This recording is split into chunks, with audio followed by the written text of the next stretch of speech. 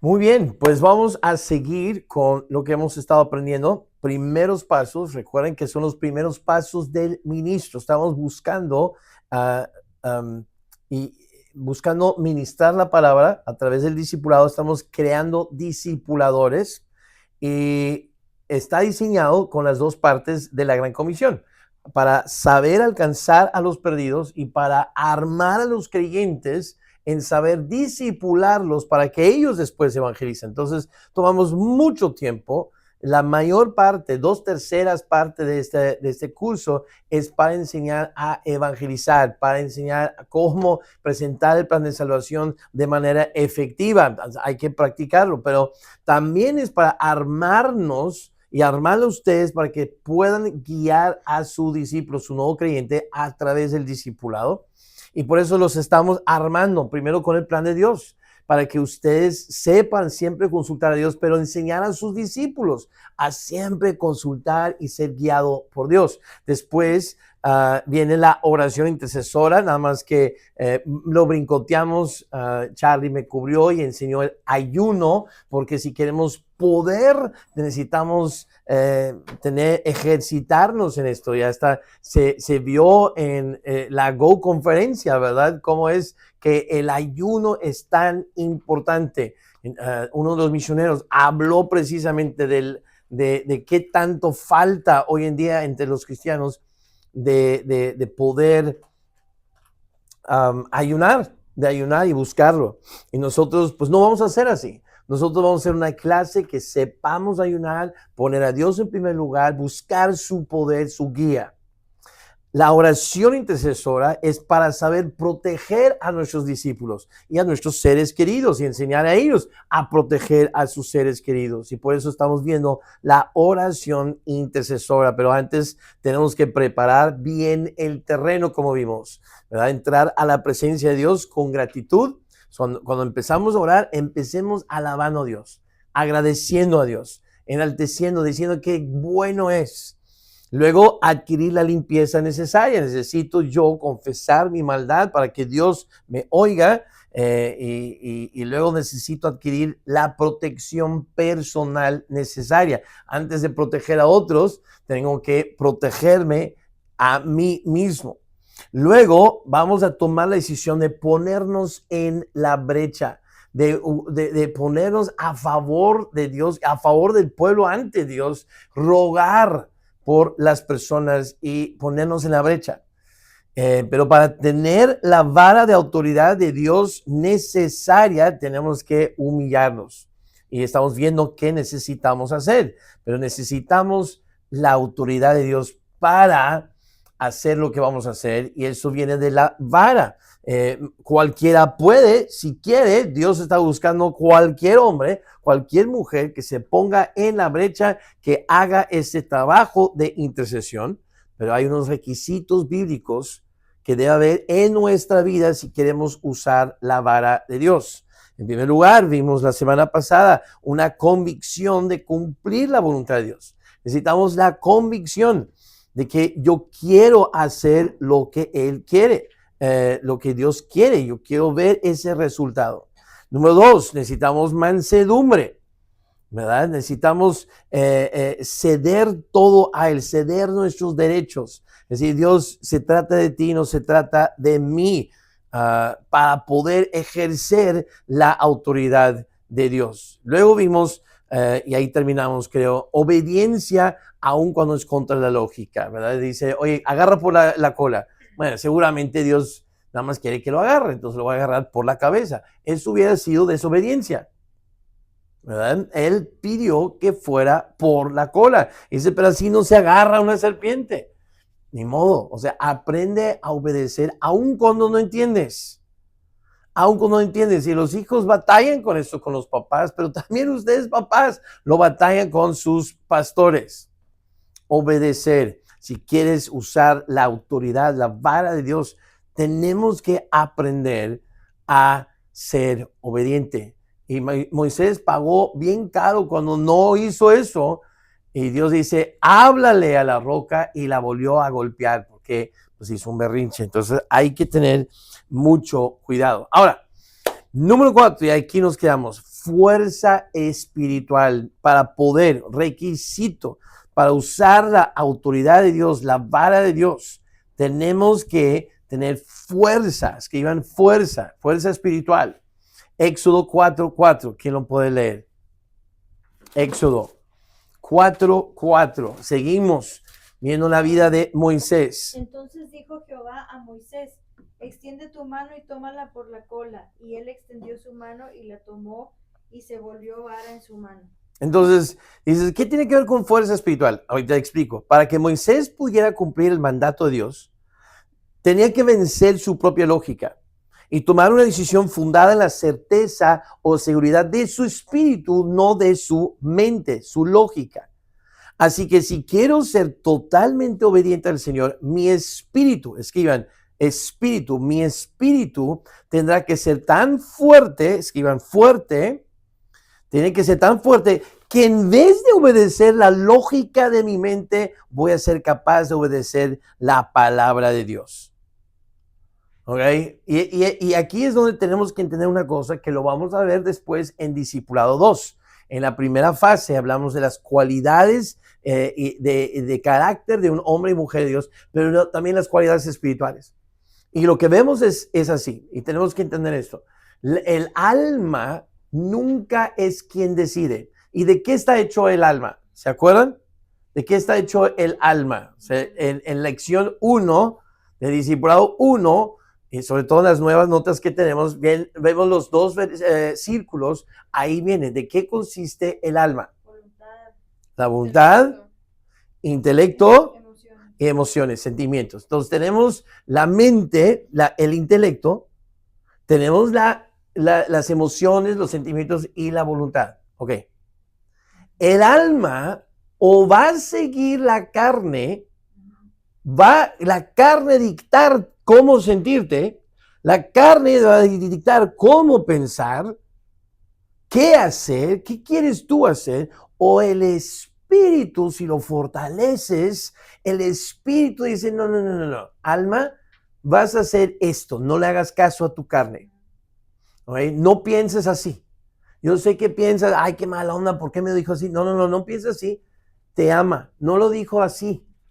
Te ama y aunque pudiera parecer así, tomar así, no es así. Ella te ama y te está diciendo las cosas porque quiere que te vaya bien.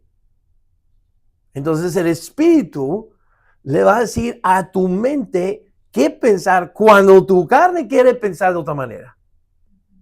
Si tienes fuerza espiritual, podrás decir, no te sientas deprimido, no te sientas triste de sobremanera porque hayas perdido a esa persona, porque tiene vida eterna, está en el cielo, no está muerto.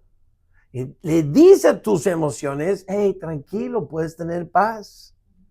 No te tienes que desesperar y perder como si no tuvieras esperanza, dice Pablo.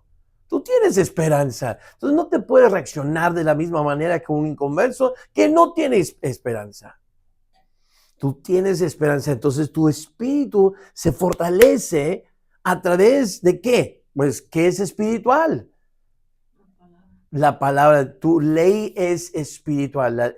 Eso lo dice Romanos 7:14, si no mal recuerdo. ¿Verdad? Por ahí. Sabemos que la ley es espiritual. En otra parte, tu palabra es espíritu y vida.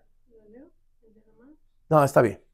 Entonces, ¿cómo fortalecemos el espíritu? Por medio de la lectura, por medio de la oración, mi relación con Dios, por medio del discipulado. Así voy creciendo en el conocimiento de la palabra. Al vivir y poner en práctica lo que voy aprendiendo, estoy fortaleciendo el espíritu. ¿Para qué? Para que sea capaz en un momento que Dios me pida hacer algo ilógico, no reaccione con mi carne, sino reaccione con el espíritu. El espíritu le dicta, le dice, cállate, no sientas así, siente así.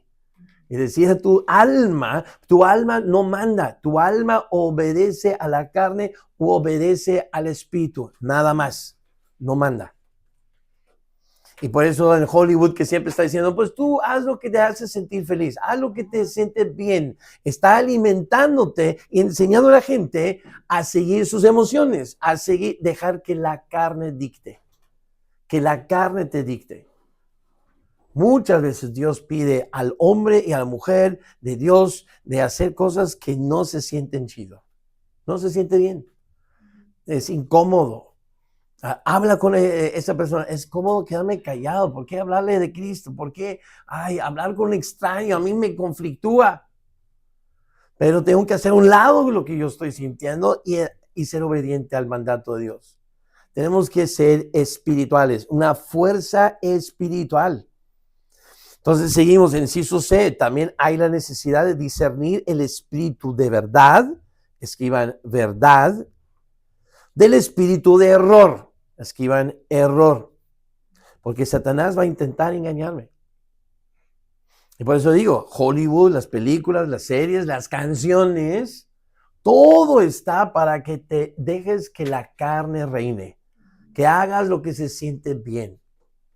Y por eso está en conflicto, dice Gálatas 5, está en lucha el espíritu y la carne, para que tú no hagas lo que tú quieras. Y si quieres ser un buen cristiano, vas a aprender a obedecer a Dios, y la palabra no es negarte. Por eso, para ser un discípulo de Cristo, tienes que negarte a ti mismo. Es morir a ti. Toma tu cruz, que es, cumple la misión que Dios tiene para ti. Obedece lo que Él te pide hacer. ¿Qué me ha pedido hacer? Pues por eso te enseñamos a consultar a Dios y buscar el plan de Dios para tu vida. Y ahí te va a decir qué quiere que hagas. Sé obediente, hazlo. Niégate a ti, hazlo. Y tú también serás una persona con fuerza espiritual. Como dice nuestro pastor, que me encanta siempre, el Espíritu de Dios siempre responde a la palabra de Dios y obra en ti para darte poder acumulativo a través del tiempo. Y él dice, eso se llama santificación. ¿Qué es santificación? Fuerza espiritual. Y esto también se lleva a cabo al dejar que el Señor fortalezca mi espíritu por medio de su espíritu, que se hace usando la palabra de Dios. ¿Ok? Requisito número 5, humildad. Escriban humildad. No hay nada del Señor que podamos hacer mientras que estemos en nuestra propia voluntad o en nuestro orgullo. Escriban ahí en el espacio en blanco, orgullo u orgullo.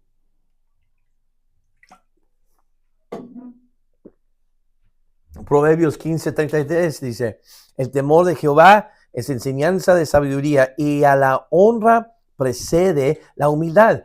¿Quieres ser honrado? Tienes que ser humilde. Pero dice en Santiago 4:10, humillaos delante del Señor y Él os exaltará. Quien nos debe de exaltar es Dios. En 1 Pedro, tú nada más dedícate, dice 5:6, humillaos pues bajo la poderosa mano de Dios para que Él os exalte. ¿Cuándo? Cuando fuera tiempo. Cuando Él quiera. Y si todavía no lo hace, tal vez es porque todavía necesitas más humildad. Pues yo siento que ya estoy bastante lleno de humildad. Pues te hace falta más humildad. Dios sabe. ¿Y qué es humildad? Filipenses 2:3 y 4. Humildad es estimar. Escriban, estimar. Estimar a los demás como superiores. Escriban, superiores. Superiores a ti. Entonces, ¿qué es humildad? Estimar a los demás. O sea, yo no sé qué clase de gente en tu vida, ¿no? O sea, yo tengo muy alto lugar, alguien como Tom Cruise. Soy actor, he estado en trabajos y respeto en ese contexto, ese mundo, a Tom Cruise. En el mundo de la predicación, yo respeto al pastor Alan. Lo tengo en gran estima, alto estima. En el mundo de la música, yo tengo a las personas que yo soy fan de Bon Jovi, entonces Bon Jovi lo tengo en alto estima en cómo escribe canciones, cómo hace conciertos, cómo 35 años después sigue vendiendo estadios llenos. No sé quién es para ti, ¿verdad? Para alguno va a ser Messi, Cristiano Ronaldo, va a ser, no sé, otro artista, tal vez Patrick Mahomes. Es increíble lo que él está haciendo. Ahora, apenas en esta semana, Tony, hizo una cosa en béisbol que nunca has hecho. ¿Cómo tratarías a estas personas que tienes en alta estima? O sea, si entrara por esta puerta, ¿cómo le hablarías? ¿Cómo lo tratarías? Dios está diciendo que esa es la forma que debes de tratar a todos los demás en la clase, a tus discípulos inclusive. Estimarlos como superiores a ti, poner sus necesidades antes que de las tuyas, antes que tus propias necesidades. ¿Qué significa? Escriban ahí, tengo que desear, escriban desear. Tengo que desear lo mejor para mi discípulo, para otros. Y por eso deseo emplear los 7 pasos de la oración intercesora, porque quiero lo mejor para su vida. Quiero que les vaya bien, que no estén mal. La humildad es necesaria antes de que el Señor nos pueda levantar y poner en el lugar que nos requiere usar su vara, su autoridad. Y Moisés manifestó su humildad quedándose en el desierto 40 años, jugando el papel de un pastor de ovejas. Escriban, pastor de ovejas. Algo despreciable en la mente de los egipcios. Y yo creo que algo despreciable el día de hoy. Tenemos esa tendencia, ¿no?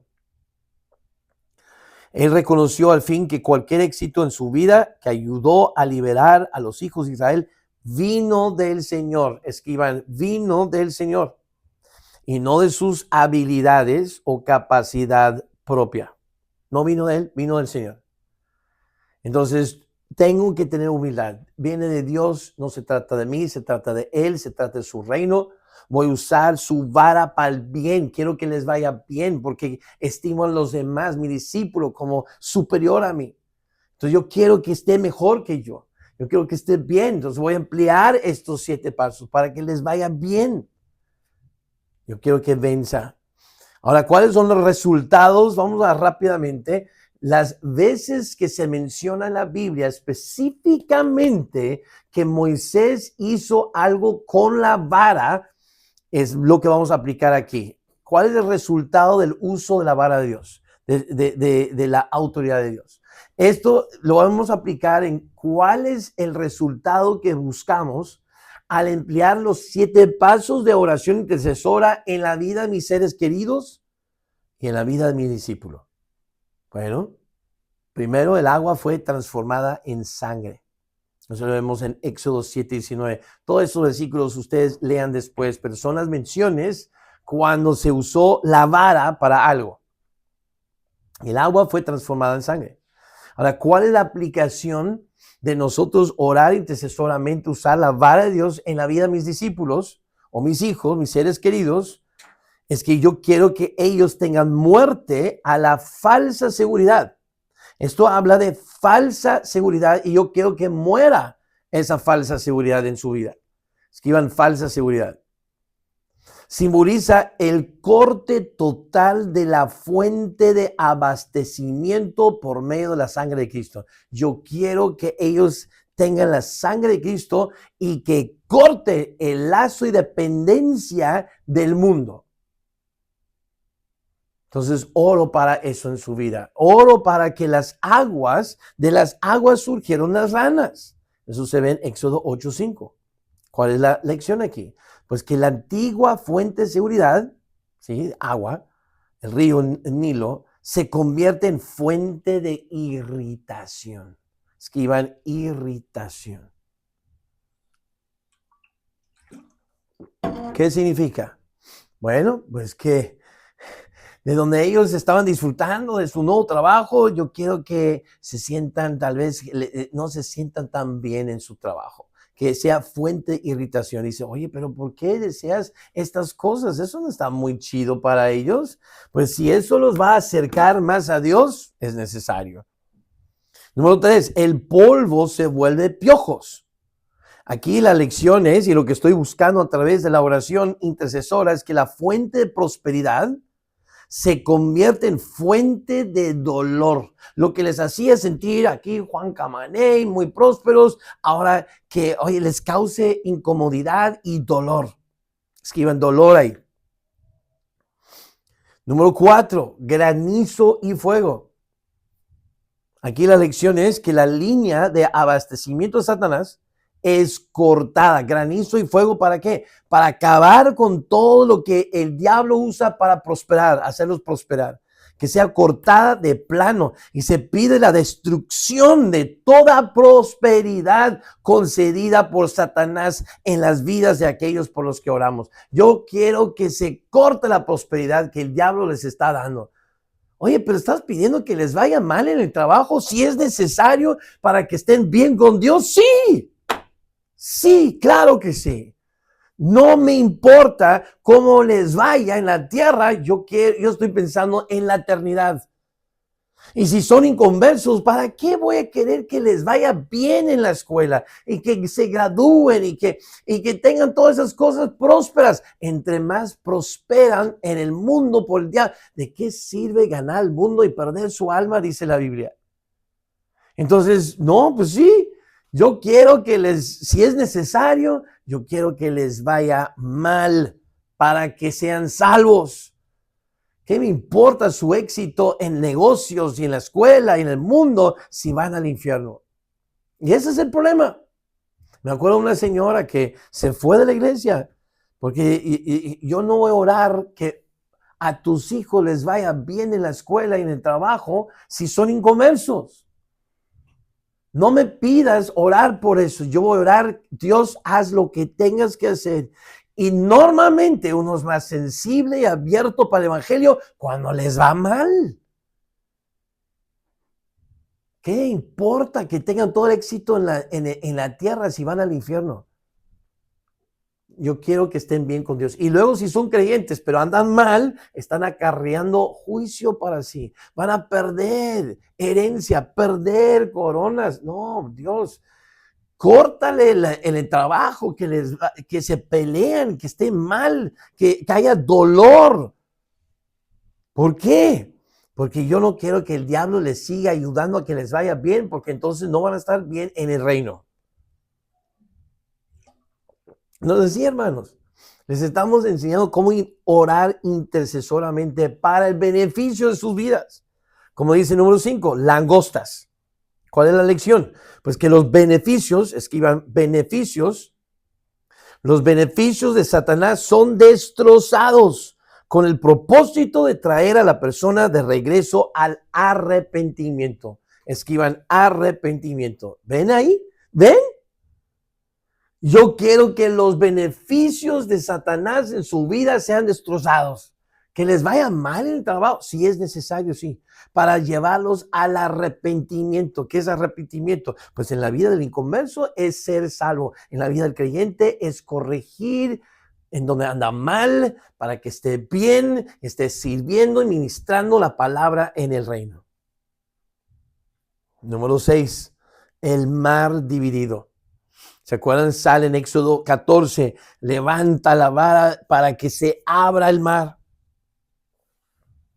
¿Qué estoy haciendo? ¿Cómo aplico esto en estar orando por mis discípulos, mis seres queridos? Pues al orar sabiendo que la voluntad de Dios para esa persona es que crezca en Él, nosotros tenemos la capacidad de pedir que los obstáculos, escriban obstáculos, que los obstáculos sean apartados a fin de que ellos pasen por el medio de esos obstáculos sin sufrir daño. No todos negativos, también quiero que les vaya bien. Si están tomando buenas decisiones, si quieren servir a Dios, si quieren acercarse, si quieren ir en viajes misioneros, yo quiero que los obstáculos sean quitados para que puedan servir a Dios, para que puedan seguir en su camino bien. Luego 7, agua de la roca. Éxodo 17. Es posible demandar el agua refrescante de Dios aún en medio de tiempos duros y secos. Escriban duros y secos. Entonces, es posible demandar el agua refrescante de Dios aún en medio de tiempos duros y secos mediante la destrucción de las barreras que podrían estar entre esa persona y la fuente de agua viva, que es la Biblia. O sea, ¿qué estamos diciendo? ¿Se acuerdan? En este tiempo, en este pasaje, Dios le dijo a Moisés que golpeara la piedra, la peña. En esta ocasión estaba bien. Hubo 2 veces. La primera vez pidió que la golpeara y la golpeó. Todo bien. La segunda fue cuando le dice, ok, ahora háblala y la volvió a golpear. Eso estuvo mal. Pero en esta ocasión, él está golpeando y está bien que haya golpeado porque así dijo Dios. Entonces, yo puedo pedir mediante la autoridad de Dios que el corazón de la persona sea quebrantado a fin de que el agua de vida fluya. ¿Ok? Entonces, inciso 1, es posible también que haya un tiempo de sequedad. Sequedad, escriban sequedad en la vida de mi hijo, mi ser querido, mi discípulo, debido a la dureza, escriban dureza de su corazón, escriban corazón, debido a la dureza de su corazón. Entonces hay un tiempo de sequedad en su vida porque ha sido duro de corazón y yo puedo usar la autoridad de Dios, su vara, para orar y pedir que su corazón sea quebrantado a fin de que fluya el agua de vida en su vida. Entonces, uso la oración para golpear esa peña. Y el octavo resultado que vemos es la victoria sobre el enemigo. En Éxodo 17, ¿se acuerdan que Moisés tiene que alzar la vara mientras que está arriba? Están ganando cuando se cansaba y bajaba la vara porque sus brazos se cansaban, pues entonces empezaron a perder. Pues imagínate, algunos perdiendo porque bajó las manos, porque se cansó. Y por eso vienen Aarón y Hur y se sienten ahí y cada uno levantando el brazo para que se mantuviera y él pudiera tener esa ayuda. Y bueno, ustedes saben, varias lecciones hermosas ahí de cómo apoyar al pastor, apoyar para que no esté solo porque uno se cansa y para que pueda mantener y tener victoria y seguir orando intercesoramente para el bien de todos. Entonces aquí la lección es que se nos asegura que tendremos la victoria sobre nuestro enemigo, no importante cuán grande sea, porque recuerda que los amalecitas eran gigantes.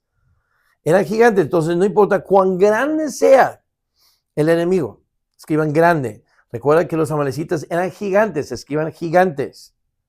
Pero jamás debemos dejar caer esa autoridad porque el enemigo nos va a destruir. No podemos cansarnos de hacer bien, no podemos cansarnos de interceder en oración. Tenemos que orar y aplicar esos 7 pasos y no cansarnos en hacerlo. Porque mientras que lo hacemos hay victoria y si no lo hacemos no hay victoria. Tenemos que entender bien el peligro. El último inciso. Estamos en la página 90.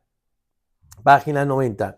Entender bien el peligro, escriban peligro, y las consecuencias de estar en la brecha entre Dios y el hombre utilizando la vara. No es fácil, no es fácil. Y hay un peligro. Existe un peligro de usar la vara de la autoridad de Dios y llegar al punto de tratar de usar su vara para hacer nuestra voluntad. Escriban nuestra voluntad. Usar la vara de Dios para hacer lo que yo quiera. Hacer mi voluntad. Porque cuando Moisés usó la vara de modo desobediente, y Dios dice, habla a la peña. Y se molestó, se enojó con los judíos, con Israel, y en un arrebato de cólera golpeó la piedra, usó la vara para golpear cuando era hablar. Y ese acto único, en ese momento, dejó de ser la vara de Dios. Ya en la Biblia no se menciona la vara de Dios, se menciona la vara de Moisés, su vara. Y ese acto único de desobediencia trajo como consecuencia que perdiera la oportunidad de entrar a la tierra de Canaán.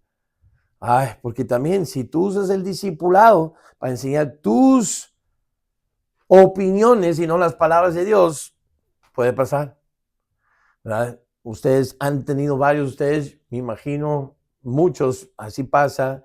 experiencias en otras iglesias donde el pastor usó la vara de Dios, la autoridad de Dios y golpear desde el púlpito en vez de hablar. Pues siempre estoy tratando de pedir a Dios que me ayude a no caer en eso. Y bueno, ahora sí, llegamos a los 7 pasos en la oración intercesora. Todo eso ha sido preparativo. Todo esto ha sido para prepararnos. Número 1, preparar el terreno en mi vida. 2, decidir ser esa persona que se ponga en la brecha, pero cumpliendo los requisitos necesarios y buscando los resultados de Dios en su vida, no para mi beneficio, no a mi manera, usarlo para ahí. Ahí está la preparación de todo. Y ahora podemos empezar a ver los 7 pasos en la oración intercesora. Entonces seguimos. Al entender todo lo que se asocia con el uso de la vara de Dios en la oración intercesora y aceptas, escriban, aceptas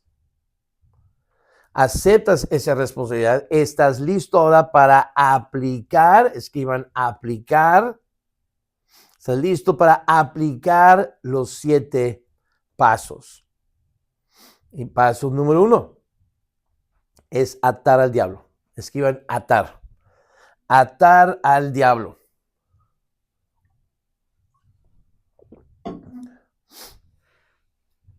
Dice Mateo 16:19, y todo lo que atares en la tierra será atado en los cielos, y todo lo que desatares en la tierra será desatado en los cielos. Una cosa que estaba hablando con nuestro pastor Alan una vez, bueno, no es cierto, no estamos hablando, le estaba escuchando una lección, la teología de oración que él presentó en LFBI.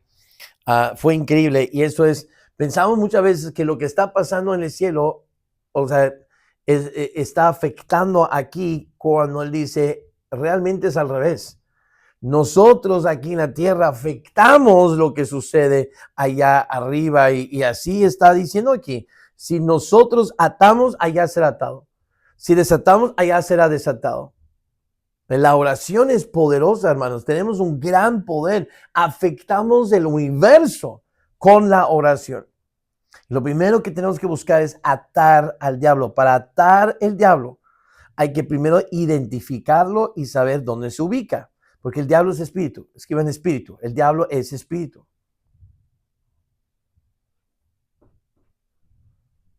¿Verdad? En Efesios 6:12 dice, no tenemos lucha contra sangre y carne, sino potestades en los lugares celestiales, son espirituales. El diablo es espíritu que opera en los hijos, es un espíritu que opera en los hijos de desobediencia, dice Efesios 2:2. Entonces el diablo tiene acceso a los lugares celestiales, escriban celestiales, el diablo tiene acceso a los lugares celestiales, pero no es omnipresente. No lo es. No es omnipresente. Escriban omnipresente. Entonces vemos que en Apocalipsis 12:10 dice que Él está acusando delante de Dios día y noche a nosotros. En Efesios 3:10 tenemos nosotros que dar a conocer la sabiduría de Dios, la palabra de Dios, a los lugares celestiales. En Job 1:6, cuando Dios le pregunta, oye, ¿de dónde vienes? No, hombre, está rodeando la tierra, yendo, viniendo, y está allá arriba en el cielo. Entonces, Él es espíritu, pero no es omnipresente. Pero sí tiene acceso de estar viajando. Es más, esa es la parte, el espacio sideral es la morada del diablo. Es donde Él se mueve más. Por eso la obsesión que tenemos nosotros para el espacio, ¿no es cierto? Y es el único lugar en donde Dios dice en el día 2, hablando del espacio sideral, Él dice, no hay nada bueno. No dijo que había algo bueno, porque es donde mora el diablo. Y Él anda como Leviatán, nadando allá en el espacio. Número 2, solo un espíritu puede pelear y atar a otro espíritu. Nosotros somos carne, sangre y huesos. Dios ha dicho que nuestras armas, escriban armas, nuestras armas no son carnales, no son físicas, en otras palabras. Segunda Corintios, lo vamos a ver más adelante, no lo vamos a entrar a leer ahorita, pero dice básicamente que nuestras armas no son carnales, sino poderosas en Dios, son espirituales. Y Dios, escribe el número 3, Dios es el único que puede fácilmente atar el diablo. Dios es espíritu. Dios es espíritu, dice Juan 4:24. Y Jesús es el hombre más fuerte. Ahí sí, vamos a Lucas 11. Lucas 11:21. Vamos a buscar Lucas 11:21. El diablo es el fuerte, pero Cristo es el hombre más fuerte. ¿Tiene Lucas 11:21 y 22? Cuando el hombre fuerte armado guarda su palacio, El hombre fuerte armado está hablando del diablo. en paz está lo que posee. Pero cuando viene otro más fuerte que él y le vence, le quita todas sus armas en que confiaba y reparte el botín. Le quita todas sus armas, viene alguien más fuerte y eso es Cristo. Cristo es el hombre más fuerte que viene a quitar las armas, es lo que vamos a ver en el siguiente paso, en el segundo paso, y se lleva el botín. Mateo 16:19 dice, y todo lo que atares en la tierra será atado en los cielos. Entonces nuestro trabajo es proclamar, escriban, proclamar. En el nombre de Cristo, proclamar el nombre de Cristo y por el poder que viene de su sangre derramada, a Satanás atado. Es todo lo que podemos hacer. Es orar, proclamar. Y al proclamarlo atado, Dios es quien lo ata en el cielo. Y aquí sí, el orden de los factores altera el producto. Es imposible proseguir al paso número 2 sin primeramente atar al hombre fuerte. Marcos 3:27, ¿qué dice? Marcos 3:27.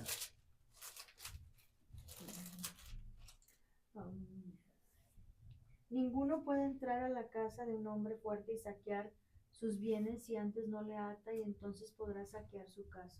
¿No se puede? Primero se tiene que atar y luego se puede saquear. Entonces este es el primer paso y es bien importante el orden. Y esto nos puede llevar al segundo paso, saquear sus bienes. Escriban saquear. Saquear sus bienes. Saquear. ¿Qué? Saquear. Marcos 3:27. Bueno, ahí lo acabamos de leer. Ninguno puede entrar en la casa de un hombre fuerte, el diablo es el hombre fuerte, y saquear sus bienes si antes no le ata. Entonces podrá saquear su casa y eso es lo que estamos buscando, atar al diablo en la vida de la persona. Y 2, saquear sus bienes en su vida. Como dice, número 1, el orden. Escriben orden. El orden, como Dios lo describe en su palabra, es muy importante. Primero atar al diablo, luego puedes saquear sus bienes. Número 2, para poder saquear sus bienes, hay que primeramente identificarlos. Escriban identificarlos.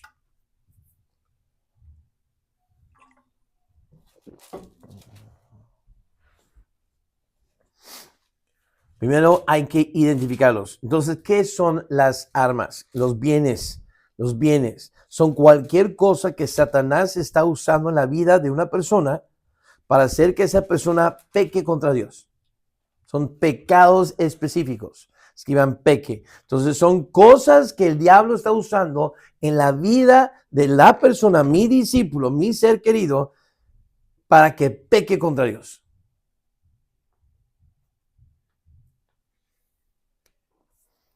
Para comenzar, Gálatas 5:17-21 nos da una amplia, muy amplia lista de esos bienes que Satanás puede usar en nuestras vidas. ¿Okay? Entonces tenemos que ver cuáles son los bienes de la persona por quien estoy orando. A ver, vamos a ver, Gálatas 5, 17 al 21. Porque el deseo de la carne es contra el espíritu y el del espíritu es contra la carne, y estos se oponen entre sí para que no hagáis lo que quisierais. ¿Se acuerdan? Les dije, su alma nunca manda. Su alma es el siervo o de la carne o del espíritu. Dale. Pero si sois guiados por el espíritu, no estáis bajo la ley.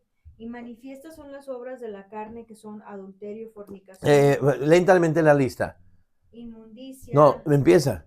adulterio, Adulterio. fornicación, inmundicia, lascivia, idolatría, hechicerías, enemistades, pleitos, celos, iras, Contiendas. disensiones, herejías, envidias, homicidios, borracheras, orgías y cosas semejantes a estas, Y cosas semejantes.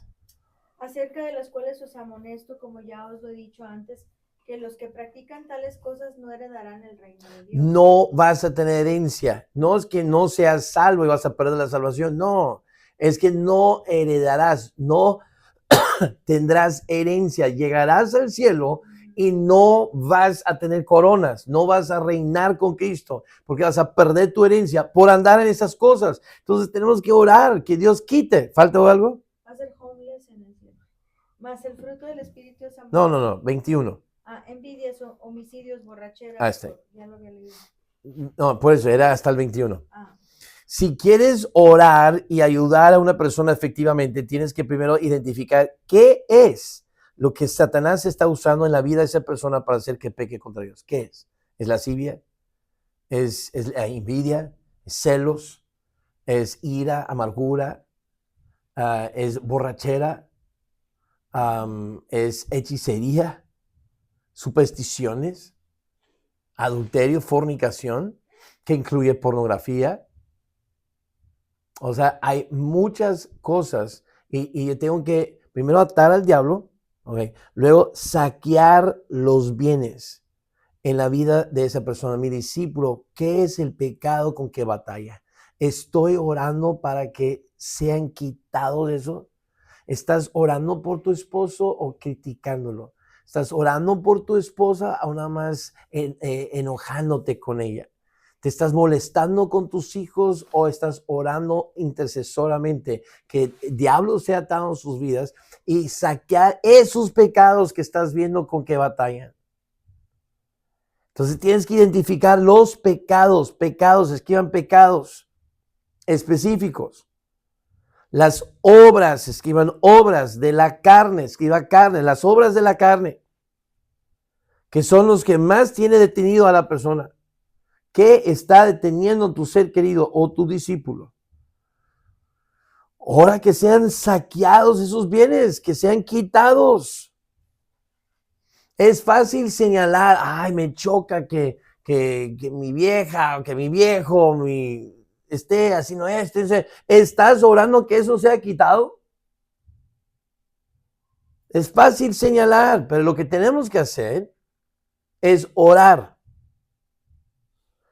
Una vez identificadas las armas, puedes proseguir a proclamarlas saqueadas. Una vez más, importante recordar, el diablo es espíritu, nuestras armas son espirituales. Como seres humanos necesitamos que un espíritu ate y que un espíritu saquee los bienes de otro espíritu. Y aquí es donde entra Dios. Escriban Dios. Lucas 11, 21 y 22, ya lo leímos, pero es el hombre, Dios es el hombre más fuerte. Y como espíritu más fuerte que Satanás, Dios está en la mejor posición de saquear los bienes de Satanás. Hay que orar, tú y yo, proclamar en el nombre de Cristo y con su poder que viene de la sangre, saqueado el bien que Satanás está usando en su vida. Y Dios se encarga de saquear ese bien. Ahora, también depende de la voluntad de cada uno, obviamente. Pero estoy intercediendo. Abraham intercedió por Sodoma diciendo, si hay algún justo, pero ellos tenían que elegir ser justos o no. Entonces tú y yo proclamamos, oye, Dios, quita ese pecado, saquea ese pecado, que el diablo no use ese pecado en su vida. Estás orando por tus seres queridos. Y según Lucas 11, 21, 22, estas son las armas. Entendemos que los bienes de Satanás son sus armas ofensivas. Entonces Dios ata a Satanás y saquea sus bienes, o sea, sus armas ofensivas que usa para atacar a la persona, para que peque, para que ande mal, para que haga el mal, para que no ande bien. Esas son las armas ofensivas. Y yo quiero que deje de pecar, que ya no haga eso. Entonces voy a orar intercesoramente para destruir ese pecado. Y por eso, hermanos, yo sé que la gente quiere protegerse, que no quieren abrirse con su discípulo para poder explicar con lo que está batallando. Pero como dice Santiago, si tú no confiesas tus pecados, no serás sanado. Y si quieres ser sanado, parte de eso es orar, es confesar nuestros pecados. Y el tiempo con el discípulo, el discipulador, es para que puedas abrirte, sé vulnerable, comparte. Si dices, no, es que a mí me cuesta, a todos nos cuesta. El orgullo es cañón. Pero si tú no te abres para confesar tus pecados, Él no va a poder orar por ti y declarar que ese pecado se ha atado y saqueado. ¿Cómo van a orar por ti si nadie sabe con qué batallas? Ahora yo puedo observar tus actitudes, observar tus decisiones, observar tu comportamiento, observar tus palabras y puedo tener una idea de con qué luchas. Pero hermanos, no, es que yo quiero que nadie se entere, que nadie sepa. Y bueno, te lo estoy diciendo a ti, discipulador, pero no lo digas al pastor. Hermanos, entiendan esto. El chisme es información que no le incumbe a otro cuando esa información va para abajo. ¿Qué significa eso? Que si yo lo digo a alguien de mi propio nivel, que un miembro, si yo como miembro comparto información a otro miembro, eso es pecado, eso es chisme, eso es murmuración. Si yo como miembro comparto una información a alguien más abajo o discipulador compartiendo información sensible a mi discípulo, eso es chisme, eso está mal. Pero si se comparte información sensible a mi maestro, maestro de clase o mi pastor de clase, mi pastor, alguien arriba, eso está bien. Eso no es chisme, eso es cumplir la palabra. Porque los pastores deben de conocer el estado de sus ovejas, dice Proverbios, si no, no va a ser un buen pastor. Pero ahí es donde no debe usar la vara de Dios, la autoridad de Dios, desde el púlpito para golpear y destruir a la gente con esa información, sino poder darles la enseñanza espiritual que les va a ayudar a conquistar esas luchas que tienen. Entonces es importante que la información viaje para arriba, para que el que está predicando pueda proveer la nutrición, la enseñanza, las armas que te van a ayudar. Primero, orar para que se saqueen esos bienes en tu vida, pero darte las armas, las herramientas espirituales de la Biblia para vencer esos males y ese pecado en tu vida. ¿Sí me estoy explicando? O sea, sí es necesario abrirnos. Y si el discipulador se lo cuenta al pastor, está bien. Es correcto. Es lo bíblico. Esa es la forma en que debe viajar la información sensible. Lo que no está bien es compartirlo a la y se va con otra gente. Pero eso no significa que no se debe de contar, se debe abrir con el discipulador y entender, el discipulador va a ir, si puede resolverlo el discipulador con la palabra, se lo va a dar. Tú dáselo directo. Pero sí es importante que yo conozca el estado de todas las ovejas para saber cómo pastorearlos mejor. Y los pecados y esa información se recibe para arriba. No está mal. Porque ¿cómo vamos a orar intercesoramente para que se saquean esos bienes si no sabemos qué bienes está usando el diablo en tu vida para que peques contra Dios y no hagas lo correcto? ¿Ok? Entonces esos son los primeros 2 pasos. Vamos a dejarlo ahí antes de entrar en lo que sigue. Sale. Gracias. Que Dios les bendiga.